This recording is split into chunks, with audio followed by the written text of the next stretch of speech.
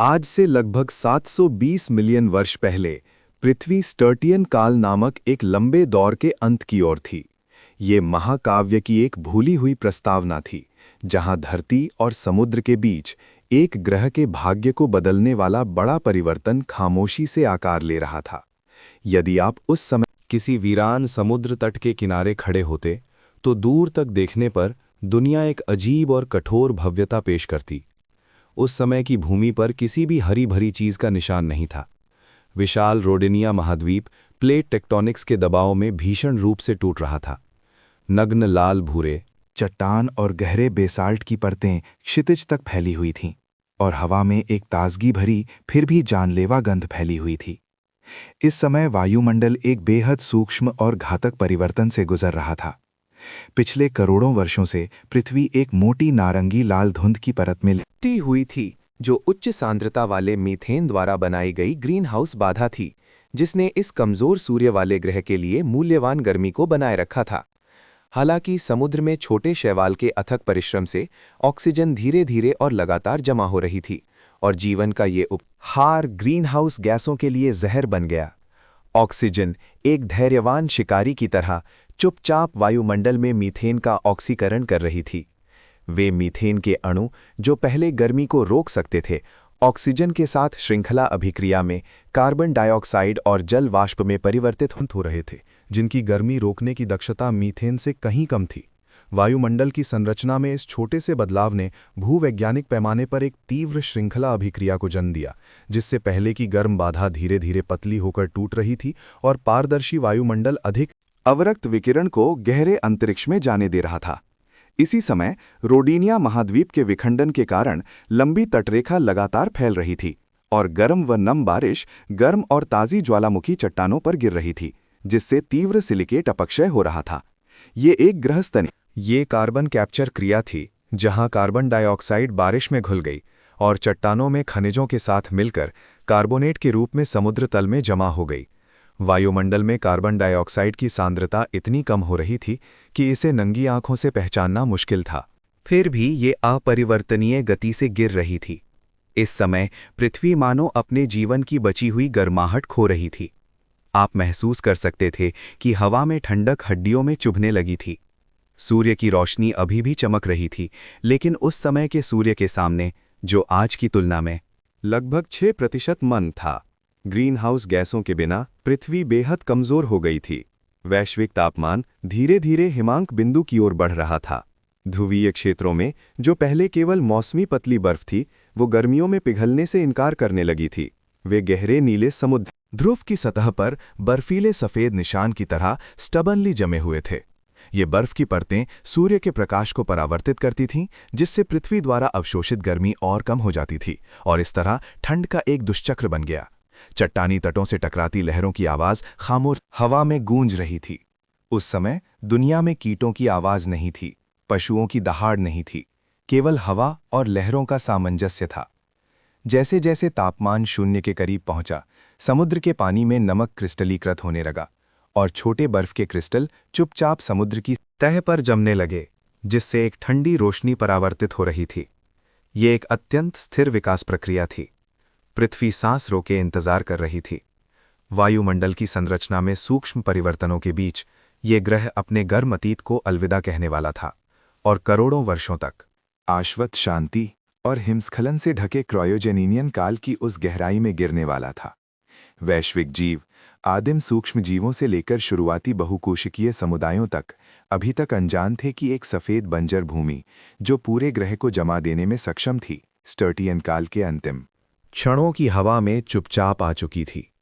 आज से लगभग 720 मिलियन वर्ष पहले की गहरी शरद ऋतु थी, जब पृथ्वी धीरे धीरे क्रायोजेनियन काल नामक एक लंबे और कठोर हिमयुग में प्रवेश कर रही थी।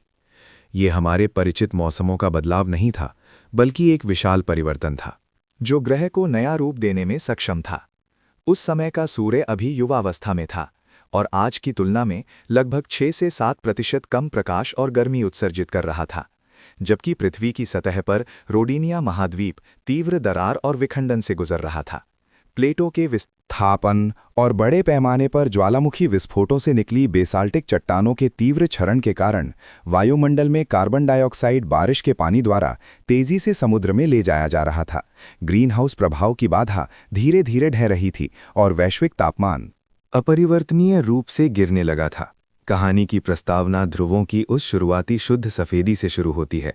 शुरुआत में ध्रुवीय महासागरों के किनारों पर केवल पतले भंगुर बर्फ के क्रिस्टल जमते थे, जो लहरों के टकराने पर टूटे हुए कांच जैसी स्पष्ट आवाज पैदा करते थे।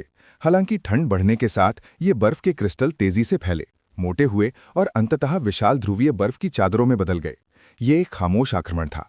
जब पहली चौड़ी बर्फ की जीभ उच्च अक्षांशों से भूमध्य रेखा की ओर धीरे धीरे सरकने लगी तो प्रकृति का सबसे घातक भौतिक तंत्र, एल्बिडो प्रभाव, औपचारिक रूप से जागृत हो गया। ये एक क्रूर दुष्चक्र था। मूल रूप से गहरा नीला महासागर, जो सूर्य के ताप को अवशोषित करने में सक्षम था, अब इस चमचमाती चांदी जैसी सफेद परत से ढका हुआ था। बर्फ और हिमपात एक विशाल 1000 किलोमीटर तक फैली हुई दर्पण की तरह बन गए, जो सतह पर पहुंचने वाले अधिकांश सौर विकिरण को क्रूरता से ठंडे अंतरिक्ष में वापस परावर्तित कर रहे थे। जैसे जैसे बर्फ की चादर निम्न अक्षांशों की ओर 1 किलोमीटर भी बढ़ती, पृथ्वी द्वारा अवशोषित की जाने वाली गर्म एक अंश कम हो जाती और तापमान में और गिरावट बदले में अधिक बर्फ और हिमपात को जन्म देती। जब हम अंतरिक्ष से इस ग्रह को देखते हैं तो हमें एक सांस रोक देने वाला और भयानक दृश्य दिखाई देता है। मूल रूप से नीला महासागर और भूरी धरती एक लगातार फैलती हुई सफेद रेखा से घिर रहे थे। ग्लेशियर अब केवल पहाड़ों की चोटियों या ध्रुवीय वृत्त तक सीमित नहीं थे।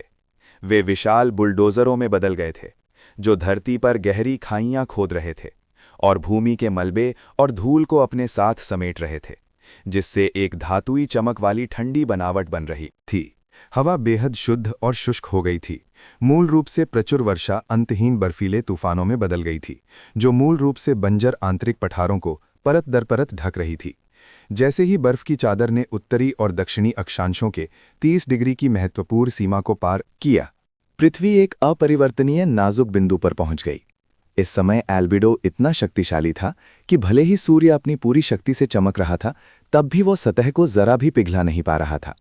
भूमध्य रेखा के पास का उष्णकटिबंधीय महासागर, जो मूल रूप से जीवन का अंतिम आश्रय था, अब ठंडी हवा में कांपने लगा था। समुद्र की सतह पर कमल के फूलों जैसी तैरती बर्फ दिखाई देने लगी और वे तेजी से एक साथ जुड़कर एक विशाल परत बन गई। वे कभी चमचमाते गर्म समुद्री क्षेत्र केवल कुछ 1000 वर्षों में 1000 मीटर मोटी बर्फ की परत से पूरी तरह से सील हो गए थे। ये एक धीरे धीरे सफ़ेद होता हुआ ग्रह था, जिसने अपने जीवन के रंग खो दिए थे और बदले में एक पारदर्शी फिर भी मृत और शांत हीरे का खोल पहन लिया था। सूर्य की रोशनी इस विशाल हिमखंड पर पड़ रही थी, जिससे एक चमकदार और ठंडी रोशनी परावर्तित हो रही थी, जैसे अंतरिक्ष में अकेला तैरता हुआ एक मोती हो। सब कुछ शांत था। जंगल से हवा के गुजरने की सरसराहट नहीं थी, ना ही तटों से टकराती लहरों की गर्जना थी। केवल बर्फ की चादरों के अपने वजन के नीचे धीरे धीरे टूटने की गहरी मंद आवाज थी, जो असीम बंजर भूमि में गूंज रही थी। स्टुअर्टियन हिमयुग, 50 मिलियन वर्षों से अधिक की इस शाश्वत शांति ने औपचारिक रूप से अपना पर्दा उठाया था। ये एक ऐसा क्षण था जब सूर्य भी स्वयं को शक्तिहीन महसूस कर रहा था। क्रायोजीनियन काल के लंबे और भीषण ठंडे वर्षों में पृथ्वी एक अभूतपूर्व भौतिक पतन का अनुभव कर रही थी। जब ग्लेशियरों के किनारे ने उत्तर और दक्षिण अक्षांशों के 30 डिग्री की महत्वपूर्ण रेखा को पार किया, तो वैज्ञानिकों द्वारा अनियंत्रित एल्बिडो नामक एक घातक सर्पिल अप्रतिरोध्य रूप से शुरू हो गया। ये अब केवल धीमी ठंडक नहीं थी, बल्कि एक सफ़ेद बिजली हमला था।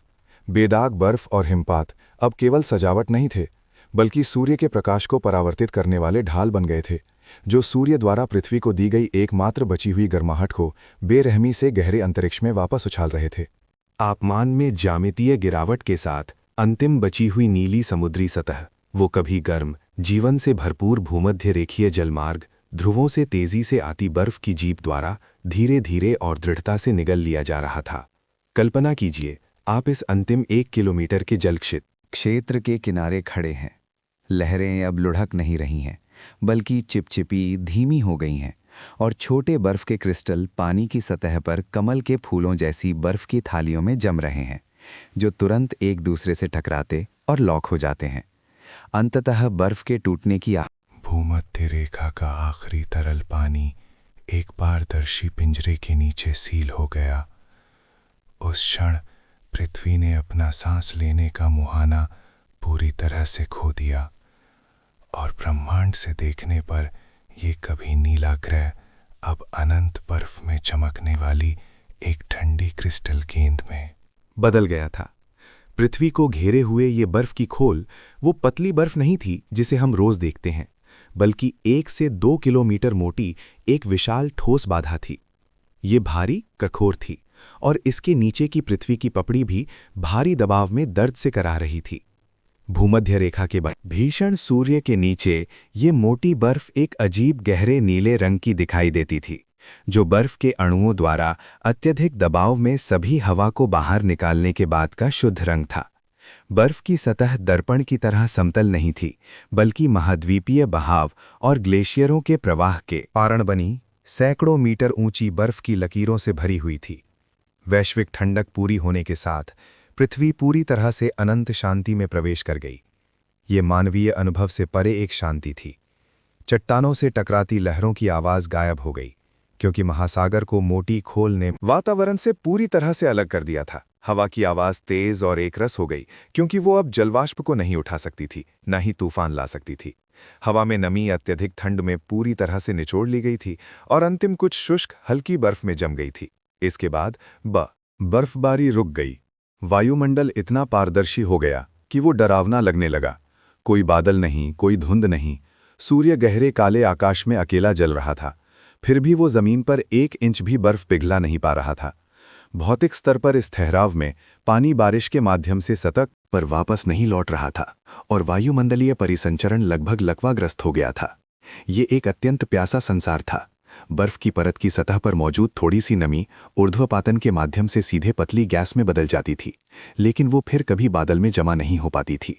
जीवन के सभी निशान, वे छोटी कोशिकाएं और कॉलोनियां, बर्फ की परत के नीचे, ज्वालामुखी दरारों के पास या गर्म झरनों के आसपास के छोटे आश्रयों में बंद थे, और बाहरी दुनिया से पूरी तरह से कटे हुए थे। करोड़ों वर्षों तक पृथ्वी ब्रह्मांड के एक वैक्यूम फ्रीजर में रखी हुई एक कलाकृति की तरह थी। यहाँ मौसमों का कोई बदलाव नहीं था, दिन रात के तापमान में कोई उतार चढ़ाव नहीं था, केवल असीम सफ़ेदपन था, और पतली हवा में गूंजती हुई बर्फ की परत के टूटने से पैदा होने वाली गहरी गूंज थी।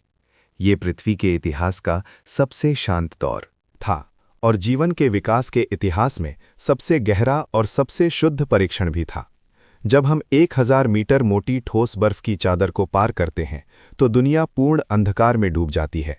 यहाँ हवा का झोंका नहीं है, लहरों का शोर नहीं है, और ना ही धूप का जरा भी सहारा है। पूरी तरह से अलग थलग इस गहरे समुद्र में समय मानो जम गया है। केवल अत्यंत मंद और धीमी गति से तरल पदार्थ अंधेरे में चुपचाप चल रहे हैं।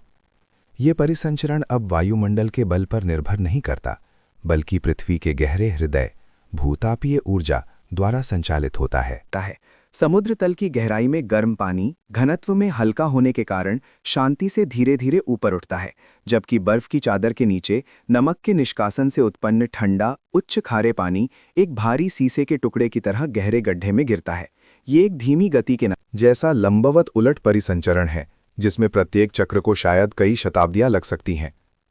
लंबी असीम समुद्र तल की समतल भूमि पर जीवन का एकमात्र स्रोत वे गहरे समुद्र के हाइड्रोथर्मल वेंट हैं, जो टेक्टोनिक दरारों पर जमे हुए हैं। ये अंधेरे बंजर भूमि में गर्म अकेला द्वीप है। गहरे क्रस्ट से तीव्र गर्जना के साथ जलता हुआ काला धुआं निकलता है, जो हाइड्रोजन सल्फाइड, कम लौह और मैंगनीज तत्वों से भरपूर तरल पदार्थ को ठंडे समुद्री पानी में छोड़ता है। वेंट के चारों ओर अत्यधिक तीव्र रासायनिक ढाल मौजूद है। एक रफ मेंटल से आती तीव्र गर्मी और प्रचंडता है, दूसरी तरफ हिमांक बिंदु के करीब का शांत गहरा पानी है।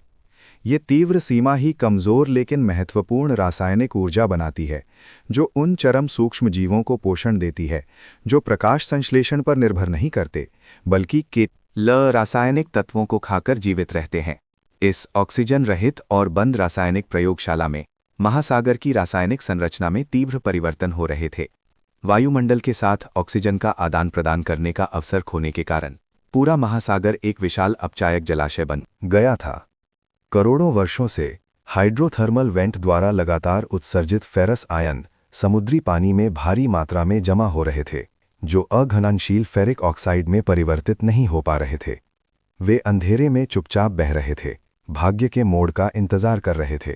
समुद्र तल की तलछटी विशेषताओं का अवलोकन करने पर आपको एक चौंकाने वाला दृश्य दिखाई देगा। हाइड्रोथर्मल वेंट के चारों ओर महीन खनिज कण गहरे समुद्र की बर्फ की तरह गिरते हैं। ये वही है जिसे हम चट्टानी परतों में देखते हैं, धारीदार लौह संरचनाओं का पूर्वकर कति रूप। जब ऑक्सीजन का अत्यंत कमजोर स्रोत, शायद बर्फ की दरारों से रिश्ता हुआ थोड़ा सा प्रकाश संश्लेषण या ग्लेशियर के पिघले पानी द्वारा लाई गई ऑक्सीजन इन लौह समृद्ध समुद्री पानी से मिलता है, तो लंबे समय से निष्क्रिय लौह आयन तुरंत प्रतिक्रिया करते हैं। ये एक खामोश जंग का तूफान था, जहां लाल भरे फेरिक ऑक्साइड और चांदी ग्रे चकमक पत्थर बारी बारी से जमा होते थे, जो चट्टानों में क्रायोजेनियन काल के विशिष्ट लाल और काले निशान छोड़ जाते थे। ये परत दर परत धारीदार बनावट पृथ्वी के उस अत्यधिक ठंडे युग में खनिजों का उपयोग करके लिखी गई इलेक्ट्रोकार्डियोग्राम की तरह है, जो प्रत्येक भूतापीय विस्फोट और रासायनिक उतार चढ़ाव को रिकॉर्ड करती हैं। यहाँ जीवन और भूवैज्ञानिक विकास अब जोर शोर से क्रांति नहीं है, बल्कि अत्यधिक अंधकार और उच्च दबाव में एक कठिन अस्तित्व है। बर्फ की इस परत के नीचे का महासागर एक विशाल रासायनिक ऊर्जा भंडारण बैटरी है, जो धीरे धीरे दृढ़ता से ऊर्जा जमा कर रही है। ये इंतजार कर रहा है, उस दिन का इंतजार कर रहा है जब बर्फ की परत टूट जाएगी और करोड़ों वर्षों से संचित जीवन की ऊर्जा और रासायनिक तत्वों को भविष्य की समृद्धि की भोर की ओर फेंक देगी।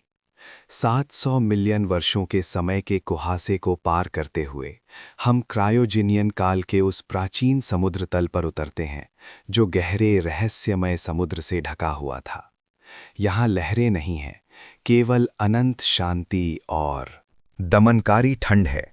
हालांकि इस शांत कीचड़ में एक महाद्वीप व्यापी भव्य गाथा चुपचाप लिखी जा रही थी। प्रसिद्ध स्टुअर्ट समूह की भूगर्भीय परतों में हम भूवैज्ञानिक इतिहास के सबसे रहस्यमय और सबसे भयावह प्रमाण देख सकते हैं, ड्रॉपस्टोन और टिलाइट। कल्पना कीजिए, उस समय उस विशाल बर्फ की चादर से अवरुद्ध महासागर पर विशाल हिमखंड विशाल भूतिया जहाज़ों की तरह दूर महाद्वीपों के किनारों से धीरे धीरे गहरे महासागर की ओर बह रहे थे। ये हिमखंड शुद्ध बर्फ के नहीं थे, बल्कि उनके भीतर दूर के पहाड़ों से टूटे हुए पत्थर, ग्रेनाइट और बजरी लिपटे हुए थे। जैसे ही हिमखंड थोड़े गर्म समुद्री क्षेत्र में बहते या आंतरिक तनाव के कारण टूटते, हजारों वर्षों से बर्फ में कैद चट्टानों के टुकड़े अंततः आज़ाद हो जाते थे। वे पानी की मोटी परत को भेदते हुए दूसरी दुनिया से आए उल्कापिंडों की तरह खामोशी से और भारीपन के साथ समुद्र तल की रेशमी महीन मिट्टी में गिर जाते थे। जब हम रॉक कोर या नंगी पहाड़ी दीवारों का अवलोकन करते हैं, तो इस हलचल का इतिहास पूरी तरह से जमा हुआ मिलता है। एक विशाल विदेशी रंग का ड्रॉपस्टोन अचानक छोटी मिट्टी के स्तरों से बनी गहरी समुद्री तलछट में दिखाई देता है। गिरने के उस क्षण में इसने गुरुत्वाकर्षण के बल से मूल शांति को भंग कर दिया। नीचे की मिट्टी की परत को नीचे की ओर मोड़ा, तोड़ा और फिर नई मिट्टी और रेत ने इसे हल्के घूंघट की तरह ढक दिया।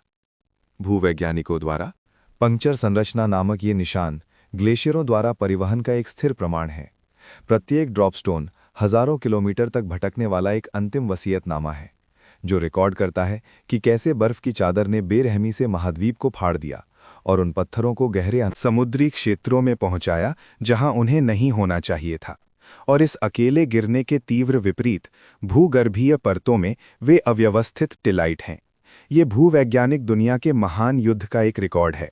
विशाल बहते हुए पत्थर और अत्यंत महीन गाद को हिंसक रूप से एक साथ मिलाया गया है। कोई परत नहीं, कोई छटाई नहीं, केवल ग्लेशियरों के आगे बढ़ने की बुलडोजर जैसी विनाशकारी मूल शक्ति थी।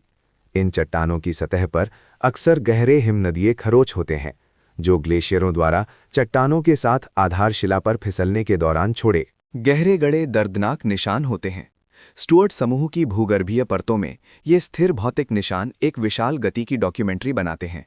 वे हमें बताते हैं कि 50 मिलियन वर्षों की उस अत्यधिक ठंड में ग्लेशियरों ने न केवल ध्रुवों को ढका बल्कि भूमध्य रेखीय समूह दर स्तर तक भी फैल गए। ये चट्टानें स्नोबॉल पृथ्वी के ब्लैक बॉक्स हैं। वे एक खामोश और दृढ़ मुद्रा में उस बर्फ से ढके ग्रह की धड़कन और सांस को रिकॉर्ड करती हैं। जब हमारी उंगलियां इन ठंडी चट्टानों को छूती हैं तो हम केवल चट्टान की बनावट ही नहीं बल्कि 700 मिलियन वर्ष पहले पूरे ग्रह को जमा देने वाले बर्फ और पानी के अनंत सामंजस्य को भी महसूस करते हैं। क्रायोजीनियन काल के उस लंबे बर्फ से ढके वर्षों के दौरान पृथ्वी के वायुमंडल ने एक अभूतपूर्व और पूर्ण पुनर्गठन का अनुभव किया, जब अथाह 1000 मीटर और गहरे महासागर को कठोर बर्फ की ढाल ने पूरी तरह से सील कर दिया, तो इस ग्रह ने अपना सबसे महत्वपूर्ण तापमान नियामक खो दिया। अतीत में गर्म समुद्री धाराएं धरती के रक्त की तरह लगातार भूमध्य रेखा और ध्रुवों के बीच तापमान के अंतर को संतुलित करती थीं और वायुमंडल में प्रचुर मात्रा में जलवाष्प पहुंचाती थीं। लेकिन अब ये कभी जीवन से भरपूर वैश्विक परिसंचरण प्रणाली अचानक रुक गई। तरल महासागर के विनियमन के बिना वायुमंडल असामान्य रूप से भारी, शुष्क और कठोर हो गया। इसमें अब तीव्र संवहन या नम तूफान नहीं थे, बल्कि इसके स्थान पर एक लगभग स्थिर, दम घोटने वाली उच्च दबाव प्रणाली थी। कल्पना कीजिए कि आप भूमध्य रेखा पर खड़े हैं, लेकिन वहां आपको 1 इंच भी गर्माहट महसूस नहीं होती। हवा में जलवाष्प की अत्यधिक कमी के कारण बादल क्षितिज से लगभग गायब हो गए थे, और जो बचा था वो एक पारदर्शी, लगभग निराकार नीला आकाश था। नमी की इस कमी वाले शुष्क वातावरण ने रात में गर्मी को तेजी से बाहरी अंतरिक्ष में बिखेर दिया, जिससे एक वैश्विक अति निम्न तापमान और उच्च दबाव वाला क्षेत्र बन गया। इन विशाल ठंडी उच्च दबाव प्रणालियों के कारण बर्फ से ढके सपाट, वनस्पतिहीन मैदानों पर हड्डियों को चीर देने वाली ठंडी हवाएं चल रही थीं। ये हवाएं आज के तूफानों की तरह शोरगुल वाली नहीं थीं, बल्कि ये एक गहरी, शुष्क घर्षण ध्वनि जैसी थीं, जिसमें महीन बर्फ के कण मिले हुए थे, जो बादलों से रहित बंजर भूमि में अकेले गूंज रही थीं। इस अत्यधिक ठंडी शांति में एक अजीब और सुंदर भौतिक घटना घटित हुई, डायमंड डस्ट। हवा इतनी ठंडी थी कि बची हुई थोड़ी सी जलवाष्प बारिश की बूंदों में नहीं जमती थी, बल्कि सीधे ऊर्ध्वपातन के माध्यम से वायुमंडल में इतनी छोटी शटकोणियां, रफ क्रिस्टलों में बदल जाती थीं कि उन्हें नंगी आंखों से देखना मुश्किल था। ये महीन बर्फ के क्रिस्टल स्वच्छ ठंडी हवा में तैरते रहते थे, और जब हल्की धूप बर्फ क्रिस्टल के इस कुहासे को भेदती थी तो तीव्र अपवर्तन और परावर्तन होता था। मूल रूप से मंद बर्फ की गेंद जैसी पृथ्वी की सतह पर अचानक अनगिनत चमकते हुए तारे जैसे बिंदु दिखाई देते थे, मानो पूरे आकाश में पिसे हुए हीरे की धूल बिखरी हो। प्रकाश बर्फ क्रिस्टलों में से गुजरता था, जिससे शानदार प्रभामंडल और भ्रमित सूर्य की घटनाएं बनती थीं, और उस शांत सूर्य के चारों ओर कई परतें पारदर्शी प्रकाश के वलय बनाती थीं। बर्फ क्रिस्टलों से बना ये शुष्क वायुमंडलीय परिसंचरण क्रायोजीनियन काल का एक अनूठा भूवैज्ञानिक दृश्य है। ये महीन बर्फ के कण हवा में लुढ़कते थे, धीरे धीरे नीचे बैठते थे और बर्फ के मैदानों पर रेशम जैसी चिकनी बनावट में जमा होते थे। यहाँ लहरों की गर्जना नहीं थी, न ही गरज की धमक, केवल हवा में छोटे बर्फ क्रिस्टलों के आपस में टकराने की हल्की सरसराहट थी। ये एक ऐसा संसार था जो वायुमंडलीय परिसंचरण के ठहराव से जम गया था। हर इंच जगह अत्यधिक शुष्कता, ठंड, ख और शांति से भरी हुई थी, जिसने पृथ्वी को एक विशाल, चमचमाते लेकिन निर्जीव क्रिस्टल महल में बदल दिया था, जो करोड़ों वर्षों बाद होने वाले भूवैज्ञानिक महापरिवर्तन का इंतजार कर रहा था। क्रायोजेनियन काल की इस अंतहीन प्रतीत होने वाली कठोर सर्दी में पृथ्वी की सतह पर एक सांस रोक देने वाली उजाड़ता छाई हुई थी। कई किलोमीटर मोटी बर्फ की चादर एक विशाल सफ़ेद जेल की तरह थी, जिसने कभी जीवंत धरती और महासागरों को पूरी तरह से सील कर दिया था। हालांकि यदि आप इस ठंडे, गहरे नीले और गहरे अवरोध को पार कर पाते और तथा भारी दबाव से घिरे भूपर्पटी की गहराई में पहुंचते, तो आपको एक बिल्कुल अलग, जलता हुआ संसार मिलता। यहाँ पृथ्वी का आंतरिक हीट इंजन पहले से कहीं अधिक धीमी गति से काम कर रहा था, इस भारी बर्फ की बेड़ी को तोड़ने की कोशिश कर रहा था। इस समय वो महाद्वीप, जिसे मनुष्य रोडीनिया कहते हैं, अपने लंबे जीवन की संध्या काल में था। ये मातृभूमि, जिसने कभी वैश्विक भूभाग को एकजुट किया था, अब पृथ्वी के केंद्र की गहराई से आने वाली शक्तियों द्वारा बेरहमी से फाड़ी जा रही थी।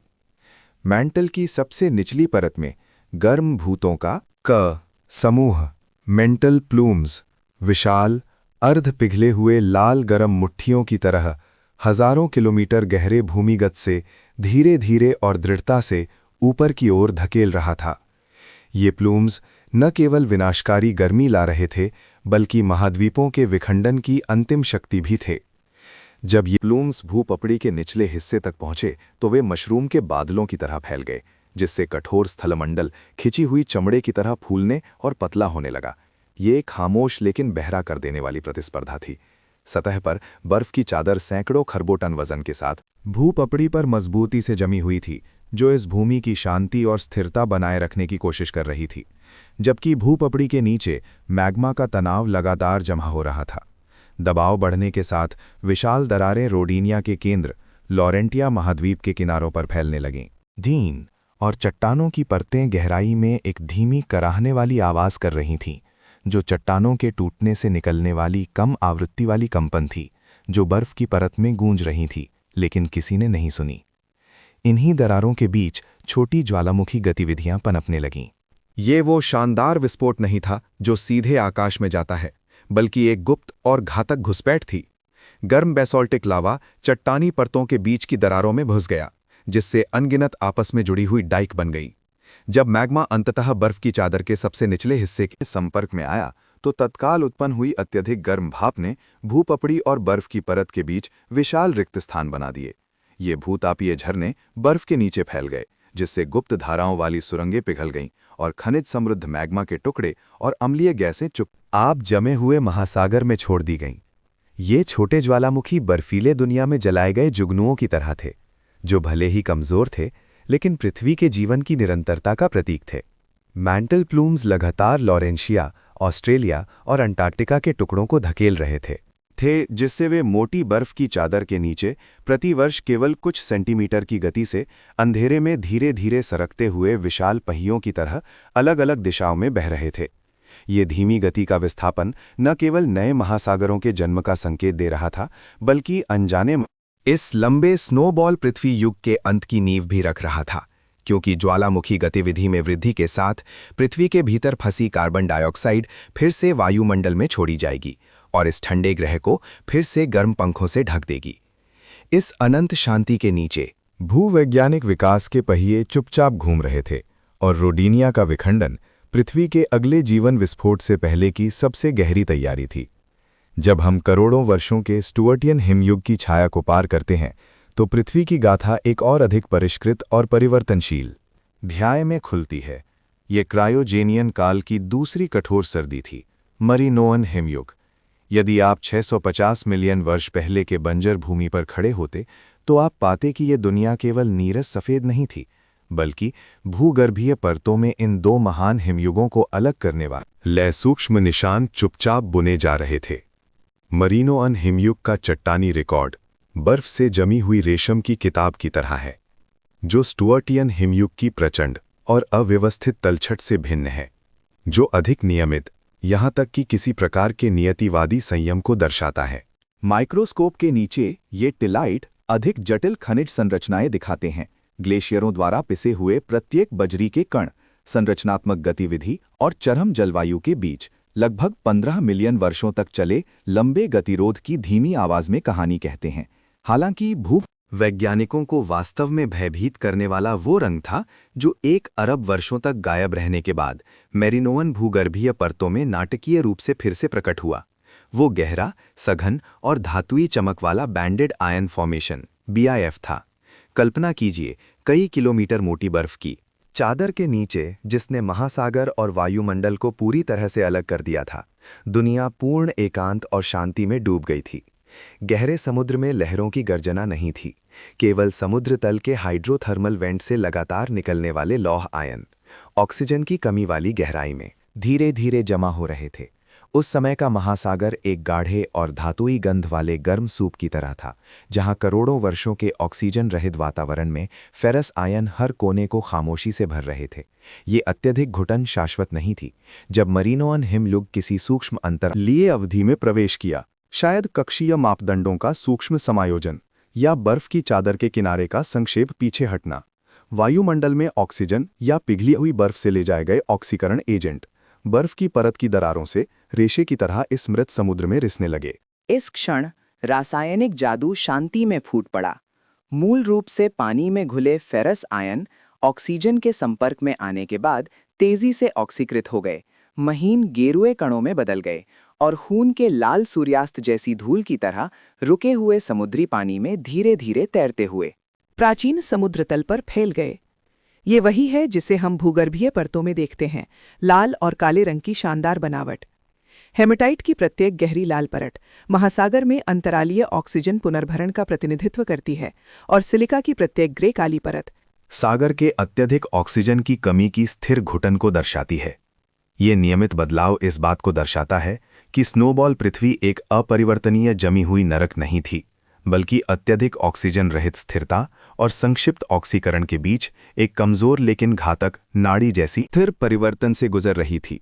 ये भूगर्भीय निशान केवल चट्टाने नहीं हैं, वे पृथ्वी के सांस लेने के रिकॉर्ड हैं, जो साबित करते हैं कि सबसे गहरी सर्दी में भी इस ग्रह के भीतर की जीवन शक्ति और रासायनिक गति अंधेरे में उमड़ रही थी, जो बर्फ के अंतिम विघटन के क्षण का इंतजार कर रही थी, ताकि अधिक शानदार जीवन विस्फोट का स्वागत किया जा सके।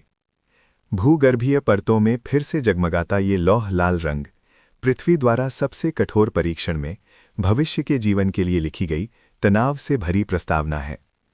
करोड़ों वर्षों के नीनियन काल के दौरान पृथ्वी मानो एक अंतहीन शाश्वत ठहराव में प्रवेश कर गई थी। बाहरी अंतरिक्ष से देखने पर यह कभी नीला ग्रह अब गहरे अंतरिक्ष में छोड़ा गया एक विशाल बर्फ का गोला था, जो ठंडी और चकाचौंध भरी धूप को परावर्तित कर रहा था। हालांकि कई किलोमीटर मोटी बर्फ के इस खोल के नीचे पृथ्वी का वो गर्म और अशांत हृदय कभी धड़कना बंद नहीं हुआ था। हालांकि सतह को 0 से 50 डिग्री नीचे की अत्यधिक ठंड में सील कर दिया गया था, लेकिन भूपपड़ी की गहराई में प्लेटों की हलचल अभी भी जारी थी और मैग्मा अंधेरे की गहराई में उमड़ रहा था, जमीन से बाहर निकलने का अवसर तलाश रहा था। समय के साथ बर्फ के मैदानों की शांति कभी-कभी जोरदार गर्जना से टूट जाती थी। सफेद असीम क्षितिज पर विशाल ज्वालामुखी फटते थे। धीमी गड़गड़ाहट के साथ गर्म मैग्मा बर्फ की परत और चट्टानों के बाहर धन को तोड़कर काले धुएं और जलती हुई आग को जमे हुए आकाश में उगल रहा था। इस शुद्ध सफेद दुनिया में ज्वालामुखी विस्फोट इतने भयानक और शानदार लगते थे। लाल मैग्मा धाराएं ग्लेशियरों पर गहरी खाइयां खोदती थीं और तुरंत चारों ओर से आने वाली अत्यधिक ठंड से जम जाती थीं। लेकिन इन तीव्र भूवैज्ञानिक गतिविधियों में सबसे महत्वपूर्ण उत्पाद मैग्मा नहीं था, बल्कि विस्फोट के साथ वायुमंडल में छोड़ी गई रंगहीन और गंधहीन कार्बन डाइऑक्साइड गैस थी। पृथ्वी के सामान्य जलवायु चक्र में कार्बन डाइऑक्साइड बारिश के मी के साथ घुल जाती है, जिससे हल्का अम्लीय कार्बनिक अम्ल बनता है और सतह पर सिलिकेट चट्टानों के साथ रासायनिक प्रतिक्रिया करता है, जिससे कार्बन तत्व कार्बोनेट के रूप में स्थलमंडल में बंद हो जाता है और अंततः समुद्र तल पर वापस आ जाता है। ये प्रकृति की का सटीक कार्बन संतुलन तंत्र है। हालांकि क्रायोजेनियन काल के स्नोबॉल पृथ्वी युग में ये परिसंचरण प्रणाली पूरी तरह से एक गतिरोध में फंस गई थी। वायुमंडल का तापमान बहुत कम होने के कारण बारिश लगभग पूरी तरह से गायब हो गई थी और सतह पर रासायनिक अपक्षय में भाग लेने वाली सभी चट्टानें हजारों मीटर मोटी बर्फ के ढाल के नीचे गहरी दबी हुई थीं। चट्टानें हवा के संपर्क में नहीं आ पा रही थीं, बारिश मौजूद नहीं थी। इसका मतलब था कि वो धोबी, जो मूल रूप से वायुमंडल से कार्बन डाइऑक्साइड को धो सकता था, पूरी तरह से रुक गया था। ज्वालामुखी लाखों वर्षों तक लगातार फटते रहे और जमीन से निकलने वाली हर सांस उस पतली और ठंडी वायुमंडल में अधिक कार्बन डाइऑक्साइड डालती रही। अपक्षय क्रिया के पुनर्चक्रण पथ की कमी के कारण ये ग्रीनहाउस गैसें वायुमंडल में कहीं नहीं जा सकती थीं। केवल एक अदृश्य मोटी रजाई की तरह बर्फ से ढके दुनिया के ऊपर अधिकाधिक जमा होती गईं। वायुमंडल की संरचना में एक खामोश फिर भी अभूतपूर्व गुणात्मक परिवर्तन हो रहा था। मूल रूप से पारदर्शी वायुमंडल कार्बन डाइऑक्साइड की सांद्रता बढ़ने के साथ भारी और स्थिर होने लगा। मनुष्यों के पैमाने पर यह संचय की गति शायद नगण्य लग सकती है, लेकिन भूवैज्ञानिक समय के पैमाने पर यह एक विशाल शक्ति थी जो खेल को बदल सकती थी। ये एक शांत और दमनकारी संचय प्रक्रिया थी। लाखों वर्षों की खामोशी में वायुमंडल में कार्बन डाइऑक्साइड की सांद्रता आधुनिक स्तरों से सैकड़ों गुना या उससे भी अधिक बढ़ गई थी। हालांकि इस समय सतह अभी भी बर्फ से घिरी हुई थी और ध्रुवों की ठंडी हवा अभी भी बंजर बर्फ के मैदानों पर गर्जना कर रही थी, लेकिन बर्फ की परत के ऊपर एक अदृश्य दबाव धीरे धीरे विकसित हो रहा था। ये ऊर्जा के बारे में एक लंबा गतिरोध था। एक तरफ उच्च एल्बिडो बर्फ की सतह द्वारा बनाए रखी गई अत्यधिक ठंड थी और दूसरी तरफ लगातार सघन होती कमजोर धूप की हर किरण को पकड़ने के लिए संघर्ष करती ग्रीनहाउस गैसें थीं। स्थलमंडल और वायुमंडल के बीच कार्बन गतों का प्रवाह इस समय एक तरफा मार्ग बन गया था। वायुमंडल एक विशाल प्रेशर कुकर की तरह था जिसे भर दिया गया था लेकिन खाली नहीं किया जा सकता था, केवल एक महत्वपूर्ण बिंदु के आने का इंतजार कर रहा था। इस जमे हुए चक्र का अवलोकन करते हुए हम भूवैज्ञानिक इतिहास में एक प्रकार का ठहराव महसूस कर सकते हैं। कार्बन तत्व वायुमंडल में फंस गया था, जो बहते पानी के माध्यम से धरती पर वापस नहीं आ पा रहा था। ये लाखों वर्षों का इंतजार था।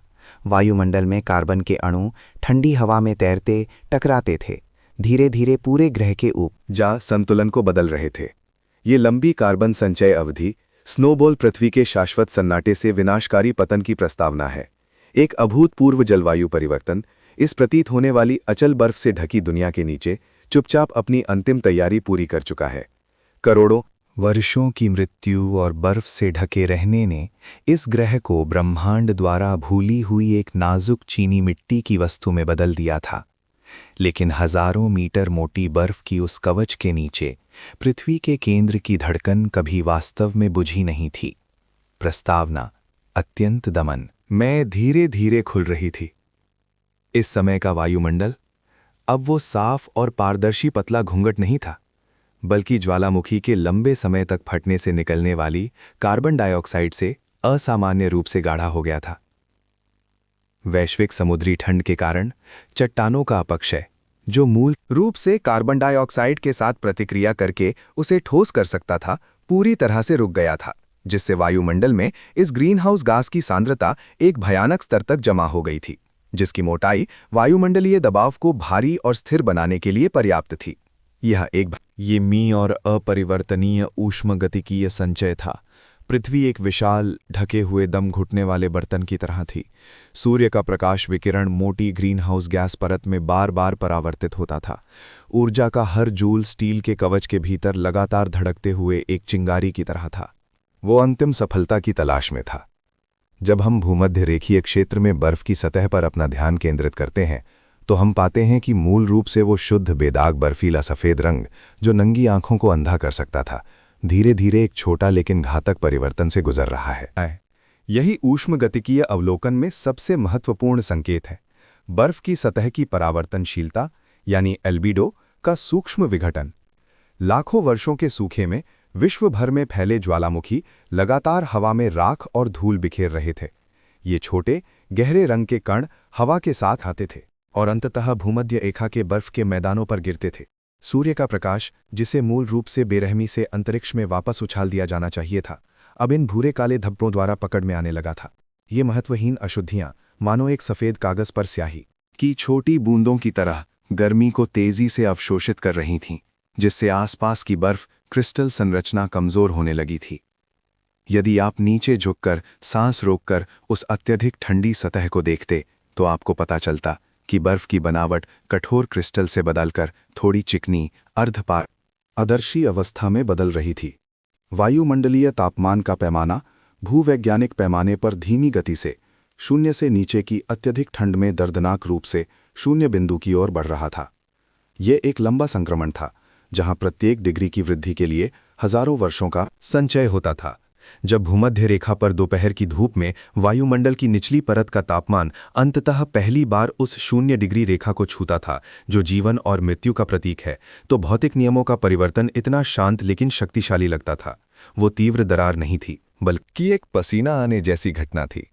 माइक्रोस्कोपिक दृष्टि से बर्फ क्रिस्टलों के नुकीले किनारे गोल और तरलीकृत होने लगे थे और क्रिस्टल जाली में फंसे हुए पानी के अणु महत्वपूर्ण ऊर्जा क्षतिपूर्ति प्राप्त करने के बाद अपने लंबे समय से प्रतीक्षित अव्यवस्थित शुरू कर चुके थे। शून्य बिंदु को पार करने की ये प्रक्रिया पूर्ण पतन नहीं थी, बल्कि बिंदु से सतह तक का रिसाव था। हवा में एक ऐसी गंध फैलने लगी थी जो स्नोबॉल पृथ्वी पर लंबे समय से गायब थी। वो कमजोर, नम जलवाष्प की विशिष्ट गंध थी। वायुमंडल का संवहन व्यतीत होने लगा था। गर्म हवा मानो मरते हुए संघर्ष में निकाली गई तेज सांस की तरह लगातार ऊंची जगहों पर ठंडी हवा के ढेर से टकरा रही थी। बर्फ की सतह पर एल्बिडो और भी कम हो गया, जिससे एक सकारात्मक प्रतिक्रिया का घातक चक्र बन गया। जितना अधिक पिघलेगा उतना कम परावर्तन होगा, जितना कम परावर्तन होगा उतना अधिक ताप अवशोषित होगा। ये एक ऊष्मगतिकीय महत्वपूर्ण बिंदु का अंतिम अवलोकन था और हिमयुग की अंतिम भव्यता और दुखद गीत भी। प्रकृति सांस रोके इंतजार कर रही थी गर्मी की उस आखिरी किरण के प्रवेश का, जो इस सफेद में तारे को फिर से जीवन और उथल-पुथल से भरे एक नीले जल के गोले में प्रज्वलित कर देगी। क्रायोजेनियन काल के उस लंबे और दम घोटने वाले स्नोबॉल पृथ्वी के अंतिम चरण में पृथ्वी एक भव्य परिवर्तन की पूर्व संध्या पर थी। ये आग की कहानी है जिसने अंततः बर्फ पर विजय प्राप्त की। हालांकि सतह कई किलोमीटर मोटी बर्फ की चादर से कसकर ढकी हुई थी, लेकिन गहरी भूपपड़ी के नीचे पृथ्वी का हृदय कभी धड़कना बंद नहीं हुआ था। लाखों वर्षों तक असंख्य ज्वालामुखी बर्फ की परत के नीचे खामोशी से फटते रहे, जिससे भारी मात्रा में कार्बन डाइऑक्साइड लगातार वायुमंडल में प्रवाहित होती रही। बर्फ और हिमपात ने महासागरों और भूमि को ढक दिया था, जिससे पानी का परिसंचरण और सिलिकेट अपक्षय, जो मूल रूप से कार्बन डाइऑक्साइड को अवशोषित कर सकता था, पूरी तरह से रुक गया था, जिसके परिणाम स्वरूप वायुमंडल में ग्रीन हाउस गैसों की सांद्रता आधुनिक स्तरों से सैकड़ों गुना बढ़ गई थी और एक अत्यंत भारी ग्रीन हाउस जंजीर बन गई थी। जब ग्रीन हाउस प्रभाव की गर्मी ने अंततः बर्फ और हिमपात के एल्बिडो की अंतिम रक्षा रेखा को तोड़ दिया, उस क्षण करोड़ों वर्षों से शांत ढेर बंजर भूमि में बहरा कर देने वाली दरार की आवाज गूंज उठी। वैश्विक बर्फ की चादरें केवल कुछ हजार वर्षों में भूवैज्ञानिक इतिहास में महान पिघलाव शुरू हो गईं। ये केवल कोमल पिघलाव नहीं था, बल्कि एक विनाशकारी बाढ़ आपदा थी। ग्लेशियरों के तेजी से पीछे हटने में के साथ लंबे समय से कैद महासागर फिर से गर्म वायुमंडल के संपर्क में आ गए और सतह का तापमान अत्यधिक ठंडे 0 से 50 डिग्री सेल्सियस से बहुत कम समय में 50 डिग्री सेल्सियस से ऊपर तक बढ़ गया। इस तीव्र तापमान अंतर ने वैश्विक सुपर तूफान और विशाल लहरों को जन्म दिया, जिससे गंदा समुद्री पानी और पिघले हुए ग्लेशियर आपस में मिल गए और सतह के तरल जल परिसंचरण को फिर से शुरू कर दिया। इस समय का वायुमंडल एक विशाल भट्टी जैसा था, जिसमें अम्लीय द्रव भरा था। उच्च सांद्रता वाली कार्बन डाइऑक्साइड बारिश के पानी के साथ मिलकर अत्यधिक अम्लीय कार्बनिक अम्ल वर्षा बनाती थी, जो उन आदिम चट्टानों पर तेजी से गिरती थी जो अभी अभी बर्फ की परत के नीचे से निकली थी और ग्लेशियरों द्वारा महीन पाउडर में पीस दी गई थी। इस अत्यंत तीव्र रासायनिक अपक्षय ने चट्टानों से कैल्शियम और मैग्नीशियम आयनों को तेजी से अलग कर दिया और उन्हें प्रचंड धाराओं के साथ महासागर में बहा दिया। मूल रूप से अम्लीय समुद्री पानी ने इन विशाल मात्रा में क्षारीय आयनों को स्वीकार करने के बाद एक अभूतपूर्व रासायनिक अवक्षेपण को जन्म दिया। गंदे समुद्री पानी में कैल्शियम, मैग्नीशियम आयन और कार्बोनेट आयन एक साथ मिलकर एक अंतहीन सफ़ेद बर्फबारी की तरह तेजी से गिरने लगे और समुद्र तल पर कई मीटर या यहाँ तक कि दसियों मीटर मोटी कार्बोनेट परतें जमा हो गईं।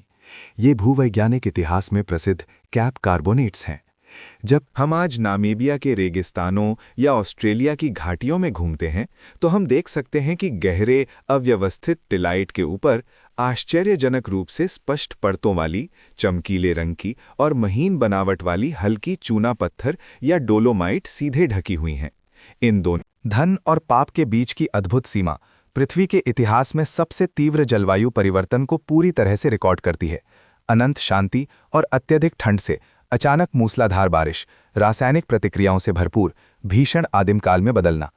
कैप कार्बोनेट्स न केवल वायुमंडलीय कार्बन डाइऑक्साइड को तेजी से महासागर में धोए जाने का भौतिक प्रमाण हैं, बल्कि एक स्मारक भी हैं जो स्नोबॉल पृथ्वी के अंत और एक नए युग की शुरुआत का प्रतीक हैं, जहां जीवन का विस्फोट होने वाला था। एडियाकरण काल की भोर, करोड़ों वर्षों की इस शांति के अंत में पृथ्वी एक भव्य परिवर्तन के कगार पर थी। क्रायोजेनियन काल की लंबी कठोर सर्दी केवल जीवन का एक बंजर भूमि नहीं थी, बल्कि ये वास्तव में एक विशाल भूवैज्ञानिक चक्की थी जो कई किलोमीटर मोटी बर्फ की चादर के नीचे चट्टानों को बेरहमी से अत्यंत महीन पत्थर के पाउडर में पीस रही थी। जब लंबे समय तक ज्वालामुखी विस्फोटों के कारण वायुमंडल में कार्बन डाइऑक्साइड की सांद्रता अंततः महत्वपूर्ण बिंदु को पार कर गई, तो महान पिघलाव नामक वह महाकाव्य शुरू हुआ। ये केवल बर्फ और हिमपात का पिघलाव नहीं था, बल्कि भू रासायनिक चक्र का एक तीव्र पुनर्गठन था। ग्लेशियरों के ध्रुवों की ओर आश्चर्यजनक गति से पीछे हटने के साथ गर्जना करती पिघली हुई बर्फ की बाढ़ एक विशाल ड्रैगन की तरह बंजर भूमि पर उतर आई और लाखों वर्षों से जमा खनिज मलबे और रासायनिक पोषक तत्वों को एक साथ अशांत महासागर में बहा दिया। इस वैश्विक शुद्धि में सबसे महत्वपूर्ण विरासत फॉस्फेट का विस्फोट था। जीवन का ये महत्वपूर्ण निर्माण खंड हिमयुग के यांत्रिक क्षरण और बाद में अम्लीय वर्षा के रासायनिक क्षरण के तहत सामान्य से 20 गुना अधिक सांद्रता में समुद्री पानी में बहा। हाँ, जिससे मूल रूप से बंजर और मृत समुद्र तुरंत एक उपजाऊ पोषक सूप में बदल गया। इसी समय आकाश में कार्बन डाइऑक्साइड का वो मोटा आवरण भूमि पर सिलिकेट खनिजों के साथ तीव्र रासायनिक प्रतिक्रिया करने लगा। वायुमंडल में कार्बन को बारिश के पानी ने पकड़ लिया, जो कैल्शियम कार्बोनेट में परिवर्तित होकर समुद्र में जमा हो गया और भूगर्भीय परतों में कई दसियों मीटर मोटी, समान बनावट वाली और अजीब कैप कार्बोनेट्स की एक परत छोड़ गया। चट्टान की ये परत एक विशाल मोहर की तरह थी, जिसने पृथ्वी के अत्यधिक ठंडे से अत्यधिक गर्म होने के चरम क्षण को सील कर दिया था और महासागर के पीएच संतुलन के पूर्ण उलटफेर की भी घोषणा की थी। भूविज्ञान और रसायन विज्ञान के इस सहन नृत्य ने न केवल वायुमंडल को शुद्ध किया, बल्कि वैश्विक महासागरों में अभूतपूर्व साइनोबैक्टीरिया और यूकैरियोटिक जीवों के बड़े विस्फोट को भी ट्रिगर किया। ये आदिम उत्पादक प्रचुर पोषक तत्वों और सूर्य के प्रकाश के उत्प्रेरण के तहत तेजी से प्रकाश संश्लेषण कर रहे थे, जिससे बड़ी मात्रा में ऑक्सीजन महासागरों और वायुमंडल में प्रवाहित हो रही थी और पृथ्वी की ऑक्सीकरण अपचय न स्थिति को पूरी तरह से फिर से लिख दिया। क्रायोजीनियन काल द्वारा छोड़ी गई ये भूवैज्ञानिक लाभांश बाद के एडियाकरण काल के लिए एक अनिवार्य आधारशिला थी। ऑक्सीजन और पोषक तत्वों की गहरी नीली गहराई में जीवन अब केवल छोटे एकल कोशिका वाले रूपों तक ही सीमित नहीं था, बल्कि जटिल संरचना वाले विशाल बहुकोशिकीय जीव समुद्र तल पर धीरे धीरे अपने शरीर को फैलाने लगे। क्रायोजेनियम काल की कठोर सर्दी भले ही क्रूर थी, लेकिन इसने पृथ्वी की सतह प्रणाली की गहरी सफाई और संसाधन पुनर्वितरण को एक चरम तरीके से पूरा किया। इसने भूमि के मज्जा को समुद्र में मिला दिया, वायुमंडल के भारीपन को आधारशिला में बदल दिया और अंततः उस गहरे अंधेरे में, जिसे कभी बर्फ ने सील कर दिया था, जीवन के विकास की सबसे शानदार सुबह को प्रज्वलित किया। यही स्नोबॉल पृथ्वी की अंतिम विरासत है। इसने अनंत शाम बाद के जीवन विस्फोट के सभी रंगों को पोषित किया।